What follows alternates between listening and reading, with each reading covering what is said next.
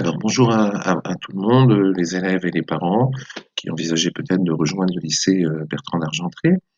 Je vais vous présenter ce qu'on fait en DNL, discipline non linguistique.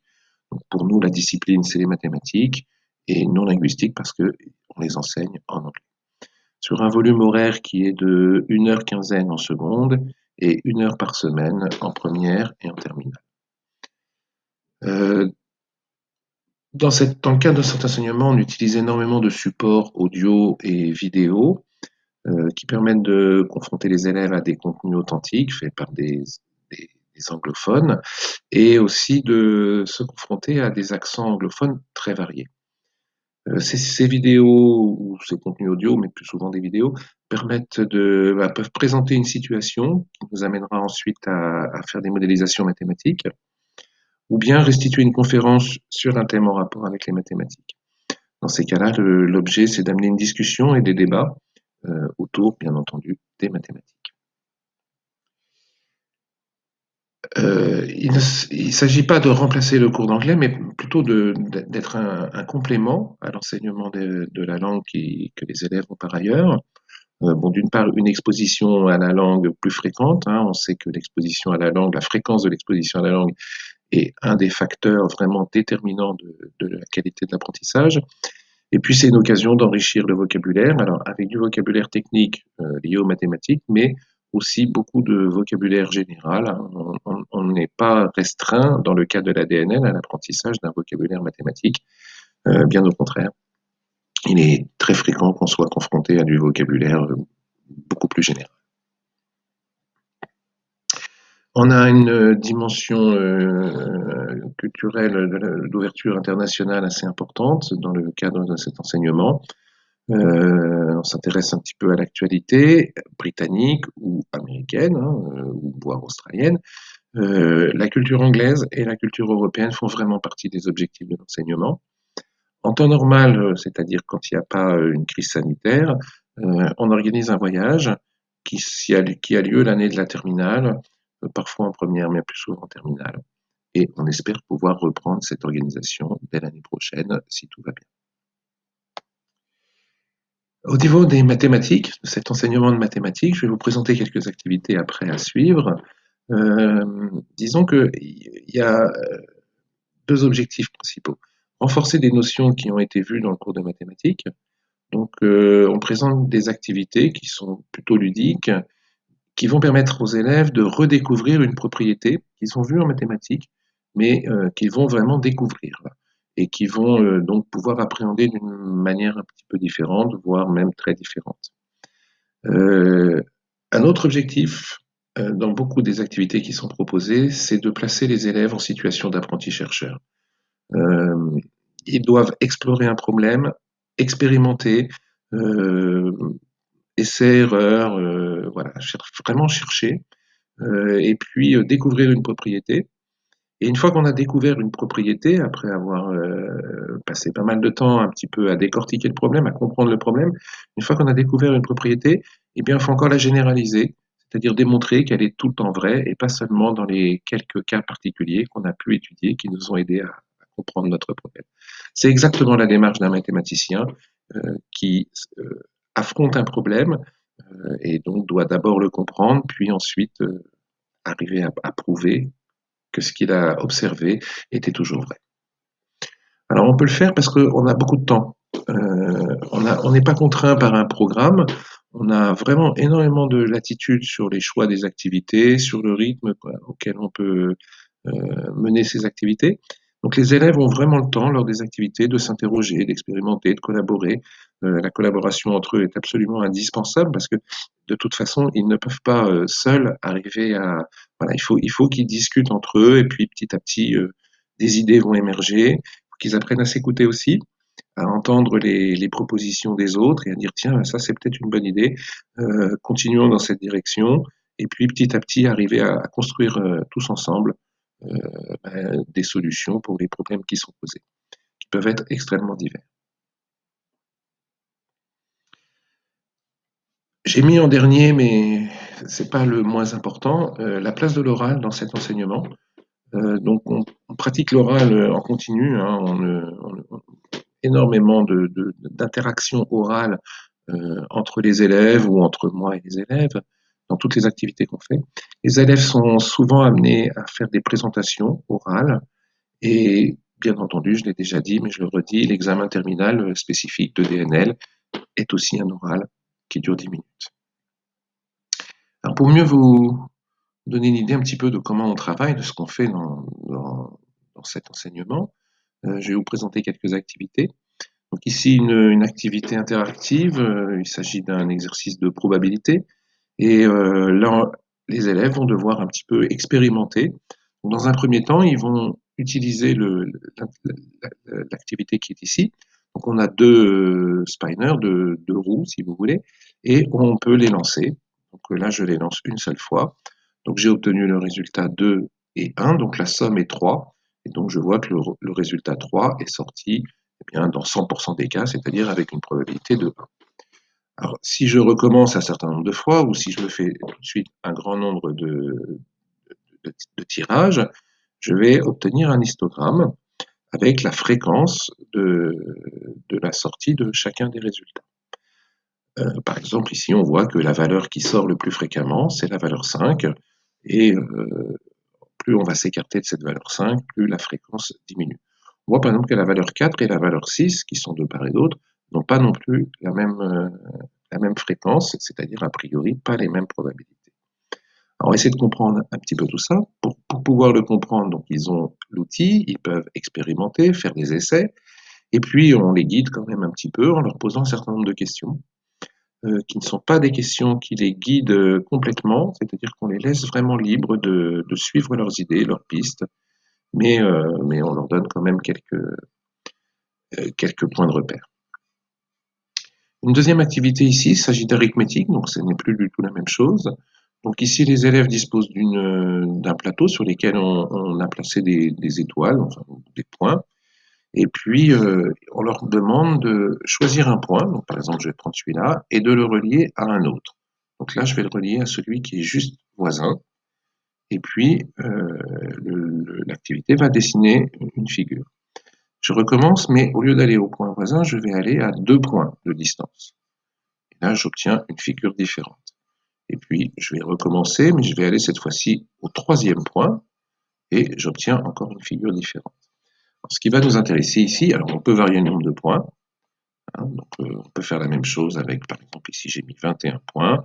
Si je vais sur le voisin, on dessine ça. Si je vais sur un autre voisin, plus distant, on va faire le tour et on revient au point de départ. Alors, ce qui nous intéresse ici, c'est de savoir pourquoi, dans certains cas, par exemple, si je prends ici, alors je ne vais pas me prendre le cas de 21 parce que c'est pas forcément une bonne. Voilà, si je me mets dans cette situation-là, que je me décale de 3, eh bien vous voyez qu'ici la figure passe par tous les points. Par contre, si je me décale de 2, elle ne passe pas par tous les points, elle évite certains points. En fait, ici on a deux nombres. On a 10, le nombre de points, et puis on a 2 puisque je suis parti au 2e point. Alors, quand je choisis 10 et 2, je ne visite pas tous les points. Si je choisis 10 et 3, on l'avait fait tout à l'heure, je visite à ce moment-là tous les points du diagramme. Alors, dans quel cas, quand j'ai choisi ces deux nombres, dans quel cas est-ce que je vais visiter tous les points et dans quel cas est-ce que je vais éviter certains points? Alors, derrière ça se cachent des problématiques de nombre premier, de décomposition à facteur premier, de plus grand diviseur commun, donc des problèmes d'arithmétique que les élèves vont eux-mêmes découvrir. Et bon, évidemment, des fois, il faut les aider un petit peu, mais en tout cas, on va les amener. Alors, là encore, hein, on les guide, hein, on va leur demander voilà, d'expérimenter avec 8, avec 9, avec 10 points sur le plateau. Et puis, on va leur demander aussi de regarder avec 5 points, qui est un cas un petit peu particulier. Et donc, à partir de toutes ces observations, ils vont probablement trouver quelques idées, au moins quelques pistes de la solution. Et on va alors les amener à faire une généralisation et une démonstration de ce qu'ils auront découvert. Une autre activité ici, qui est quand même beaucoup plus technique, ici il s'agit d'un problème d'optimisation. Donc on a une gouttière qui est ici de forme rectangulaire, et on voudrait chercher le rapport entre la hauteur et la largeur, si vous voulez. Le problème n'est pas tout à fait formulé de cette manière-là, c'est un peu à eux de trouver. Mais en gros, on veut trouver la forme de la gouttière qui va permettre de stocker un maximum d'eau à l'intérieur de la gouttière, c'est-à-dire d'évacuer un maximum d'eau avec la gouttière. Alors, la solution mathématique n'est pas très compliquée, ils savent très bien le faire, pas en seconde, mais on aborde plutôt ce genre d'exercice en première. C'est à la portée des élèves. Ce qu'ils ont du mal à faire et ce qu'ils doivent apprendre à faire progressivement, c'est en fait à modéliser. Voilà, et on a un problème. En général, on a un diagramme, on fait un dessin. Sur ce diagramme, il va falloir nommer les choses avec des lettres et trouver quelles sont les équations qu'on peut écrire. Après, la résolution des équations est plus proche d'un exercice de maths plus traditionnel et en général, ils ont moins de difficultés sur la résolution des équations que sur vraiment trouver, déterminer quelles sont les équations en fait qui mènent, qui régissent mon problème. Alors on le fait ici avec une gouttière rectangulaire, avec une gouttière triangulaire, et puis selon les classes, on peut éventuellement envisager d'aller jusqu'à la gouttière circulaire, mais dans ce cas-là, la modélisation est quand même plus difficile et les calculs aussi. Alors un autre type d'activité, ici c'est une activité à base de vidéos. Donc on a une situation, c'est en fait trois élèves qui vont dessiner une figure géométrique qui est constituée de 7 carrés. Mais ils vont procéder de manière complètement différente pour dessiner ces carrés. Vous voyez là à gauche, vous allez voir ici la méthode de Alice qui va suivre une démarche complètement différente. Et puis vous voyez la méthode de Luc qui va encore suivre une autre démarche. À la fin, les trois élèves ont obtenu le même résultat, mais ils n'ont pas du tout amené les choses de la même façon. On va modéliser ça. Alors, les élèves vont modéliser un petit peu à tâtons au début, puis ils vont finalement parvenir à une modélisation à base en utilisant des suites numériques qu'ils connaissent. Hein. Il s'agit en l'occurrence de suites arithmétiques. Donc l'intérêt ici, c'est de leur faire redécouvrir vraiment la suite arithmétique avec ce support visuel, avec des choses qui vont marquer un petit peu et qui voilà, sur lesquelles ils vont être vraiment capables eux-mêmes d'inventer un petit peu ou de réinventer des choses qu'ils savent déjà, mais de manière un petit peu à les approfondir. Alors dans le même ordre d'idée, on a la machine de Charlie. Ici, on a une machine donc sur laquelle on peut, voilà, on choisit un nombre et puis on peut changer la valeur de ce nombre. Et donc vous voyez que quand je varie la valeur du nombre, eh bien j'ai des lampes qui s'allument et des lampes qui s'éteignent. En fait, les lampes ne s'éteignent pas et ne s'allument pas au hasard, elles s'éteignent selon certaines règles qui sont, alors au niveau 1, puisque là j'ai choisi le niveau 1, au niveau 1, les règles sont en fait des suites arithmétiques que les élèves maîtrisent assez bien en première. Au niveau 2, ce sont des suites un petit peu plus compliquées et au niveau 3, encore plus compliquées. Ce sont des activités qui font appel aux suites numériques, mais qu'on peut aborder en seconde, même quand ils n'ont pas encore la connaissance des suites numériques, parce qu'ils peuvent quand même arriver à trouver, même sans utiliser le formalisme mathématique qu'ils apprendront ensuite. Donc là encore, hein, on leur donne quelques pistes de recherche et ils doivent ensuite travailler tous ensemble et faire émerger les bonnes idées. Enfin, un dernier exemple d'activité qu'on peut faire en DNL. Donc ici, il s'agit d'une conférence qui est donnée par Arthur Benjamin. Il est question des nombres de Fibonacci et de la suite des nombres de Fibonacci, mais il est surtout en fait question de pourquoi est-ce qu'on apprend les mathématiques. Et le propos d'Arthur Benjamin dans cette conférence, c'est de dire que bien on apprend les mathématiques pour faire des calculs, on apprend les mathématiques pour résoudre des problèmes concrets, donc des applications, et surtout, et on en parle relativement peu à l'école malheureusement, parce que les mathématiques peuvent être une source d'inspiration.